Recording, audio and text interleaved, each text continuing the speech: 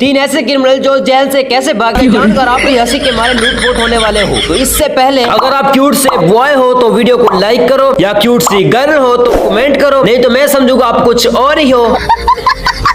तो इसलिए please like comment, अगर आप कुछ और ही हो तो सब्सक्राइब ही करते जाना।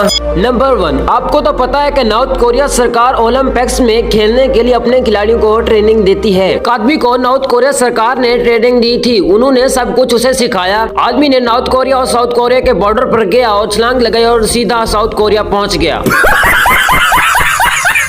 नंबर 2, सन 2000 में अमेरिका के टेक्सास जेल में कुछ लुटेरों को रखा गया। उन लुटेरों ने पुलिस को और सिक्योरिटी को लूटने का प्लान बनाया। उन सब कैदियों ने मिलकर पुलिस और गार्ड को लूटा। उन सबके कपड़े, मोबाइल, क्रेडिट कार्ड, बंदूकें सब कुछ ले गए।